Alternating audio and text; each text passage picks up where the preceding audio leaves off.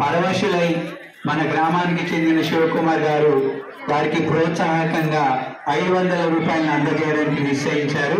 ఒక్కసారి అందరూ వారి ఔదార్యానికి కరతాళ ధ్వనులతో స్వాగతం చెప్తాం. మరి ఇలాంటి గ్రామస్తులు యువకులు మరి మన యొక్క పిల్లలకు ఇలాంటి చిన్న చిన్న బహుమతుల ద్వారా ప్రోత్సాహాన్ని కల్పిస్తే వాళ్ళు ఇంకా మంచి పర్ఫార్మెన్స్ చేయడానికి